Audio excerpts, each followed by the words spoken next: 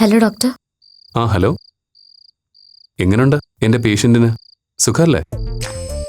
ഡോക്ടറുടെ ചോദ്യം ആത്മാർത്ഥമായിട്ടാണെങ്കിൽ അത്ര സുഖമില്ലെന്ന ഉത്തരം. അതെയോ?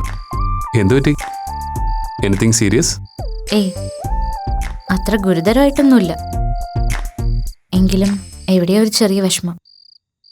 അത് വേറൊന്നുമല്ല, ഇപ്പോ അച്ഛനായിട്ട് ചെറുതായിട്ടൊന്ന് മുഷിഞ്ഞ് സംസാരിക്കേണ്ടി വന്നു. അതിൻ്റെ ആവും. എന്തായിരുന്നു ടോപ്പിക്?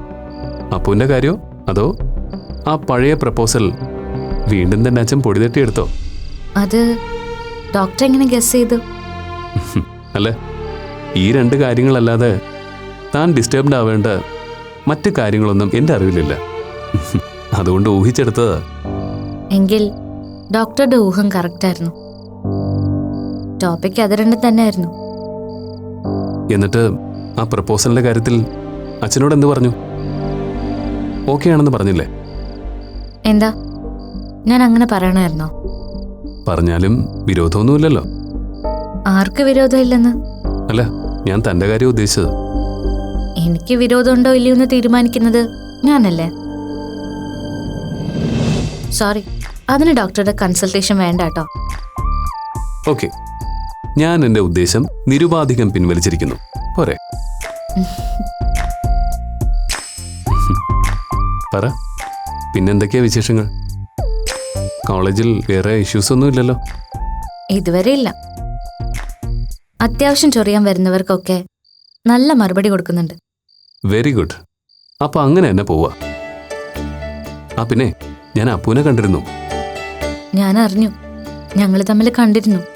Oh, is it? അത് നന്നായി. ആ കുട്ടി സീരിയസ് ആയി തന്നെ മുന്നോട്ട് പോവുക. പരിചയത്തിലുള്ള ഏതെങ്കിലും സർജനെ ഇൻട്രൊഡ്യൂസ് ചെയ്ത് കൊടുക്കാൻ പറ്റുമെന്ന് എന്നോട് ചോദിച്ചു. എന്നിട്ട് ഡോക്ടർ എന്ത് പറഞ്ഞു? ഞാൻ നോക്കാമെന്ന് പറഞ്ഞു. പക്ഷേടോ, അപ്പോൾ വിചാരിക്കുന്നത് പോലെ അത്ര സിമ്പിളല്ല കാര്യങ്ങൾ. അതിൻ്റെ പ്രൊസീജിയറും സർജറിയും ഒക്കെ ഭയങ്കര കോംപ്ലിക്കേറ്റഡാ. ഡോക്ടർ, അതിലേക്ക് പോകുന്നതിന് മുൻപ് എങ്ങനെയെങ്കിലും അപ്പുവിൻ്റെ വീട്ടുകാരെ പറഞ്ഞ് കൺവിൻസ് ചെയ്യണം. അതും അത്ര സിമ്പിളായ കാര്യമല്ല. Anyway, let's try. ഞാനും ടീച്ചറും കൂടി ചില പ്ലാനുകളൊക്കെ വർക്കൗട്ട് ചെയ്യുന്നുണ്ട്. But it will take time. നോക്കാം, താൻ വിഷമിക്കണ്ട. എല്ലാം ശരിയായ വഴിക്ക് തന്നെ വരുമെന്ന് നമുക്ക് പ്രതീക്ഷിക്കാം. ഓക്കെ? പിന്നെ വേറൊന്നുമില്ലല്ലോ? തൻ്റെ മന്ത്രവാദി മുത്തശ്ശിക്ക് സുഖം തന്നെയല്ലേ? എന്താ, മുത്തശ്ശിക്ക് ഫോൺ കൊടുക്കണോ? അയ്യോ വേണ്ടായേ. ശരി, അപ്പോൾ ഗുഡ് നൈറ്റ്. Good night.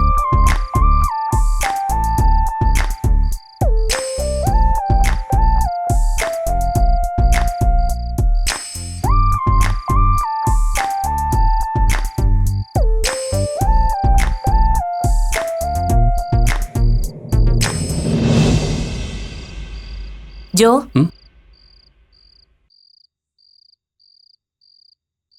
ആരായിരുന്നു ഫോണിൽ? മാളുവായിരുന്നോ? അതെ മമ്മി. എന്താ കുട്ടി പറയുന്നേ? ഏയ്, ആളിപ്പം ഭയങ്കര ഹാപ്പിയാ. കോളേജിലൊക്കെ പോകാൻ തുടങ്ങിയില്ലേ, അതിൻ്റെ ആവും. അതിന്റെ ഒരു സന്തോഷം മറ്റു പലരിലും കാണുന്നുണ്ട്. അത് ആരുടെ കാര്യം ടീച്ചർ ഉദ്ദേശിച്ച്? മുരളി അങ്കിളുടെയും അശ്വതി ആന്റിയുടെയും കാര്യമാണോ? അവരെ പോലെ ചില വേണ്ടപ്പെട്ടവരുടെ കാര്യം കൂടിയാ. അല്ല, കോളേജിലൊക്കെ പോകാൻ തുടങ്ങിയ സ്ഥിതിക്ക് ഇനി മാളവികയ്ക്ക് നിന്റെ സഹായത്തിന്റെ ആവശ്യമില്ലായിരിക്കും അല്ലേ? മാളവികയുടെ കാര്യത്തിൽ ഇനിയിപ്പം ഞാൻ ഇടപെടേണ്ട ആവശ്യമില്ല. പക്ഷേ അപ്പുവിൻ്റെ കാര്യത്തിൽ നമ്മൾ നമ്മുടെ മിഷൻ തുടങ്ങാൻ പോകുന്നല്ലേ ഉള്ളൂ. അതുകൊണ്ട് തന്നെ ആ കാര്യത്തിൽ ഉറപ്പായും മാളവികയുടെ ഇൻവോൾവ്മെൻറ്റ് ഡയറക്റ്റായും ഇൻഡയറക്റ്റായും വേണ്ടിവരും. നീ നിന്റെ യുക്തിക്കും ബുദ്ധിക്കും ബോധ്യമായ കാര്യങ്ങളെ ചെയ്യൂന്ന് മമ്മിക്കറിയാം. എന്നാലും ഉള്ളിലുള്ള പേടി കൊണ്ട് പറയുകയാണെന്ന് കൂട്ടിയാൽ മതി.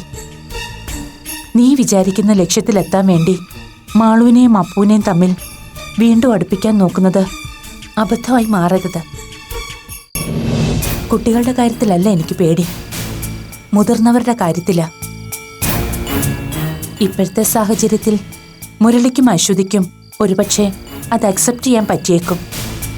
പക്ഷേ വിജയുടെ കാര്യത്തിൽ എനിക്ക് അങ്ങനെ ഒരു ഉറപ്പില്ല. എനിക്കറിയാം മമ്മി, എല്ലാം അതിൻ്റെ വേണ്ട രീതിയിൽ ഞാൻ കൈകാര്യം ചെയ്തോളാം. വിജയങ്ങളുടെ അടുത്ത് ഇത് പ്രസൻറ്റ് ചെയ്യുന്നതിന് മുമ്പ് അപ്പുവിൻ്റെ ഇപ്പോഴത്തെ ഈ ഒളിച്ചു കളി ഒന്ന് അവസാനിപ്പിക്കണം. അതിന് മാളുവിനൊപ്പം ആ കുട്ടിയും കോളേജിൽ പോയി തുടങ്ങിയേ പറ്റൂ. ആദ്യം അതിനുള്ള വഴിയാണ് ഞാൻ ആലോചിക്കുന്നത്. എന്താ നീ മനസ്സിൽ കണ്ടേക്കുന്നേ? മനസ്സിൽ അങ്ങനെ വ്യക്തമായൊരു പ്ലാനൊന്നും ആയിട്ടില്ല മമ്മി. എന്തായാലും ഞാൻ ആ കുട്ടിയുമായി ഒന്നുകൂടെ ഒന്ന് സംസാരിക്കട്ടെ, എന്നിട്ട് ഞാൻ പറയാം. ഒക്കെ ശരിയാവും ജോ. നന്മയുള്ളിടത്ത് ദൈവം ഉണ്ടാവും. രണ്ടും ഉണ്ടെങ്കിൽ അവിടെ വിജയവും ഉണ്ടാവും. നീ ജയിക്കുമെന്ന് എനിക്ക് ഉറപ്പാ.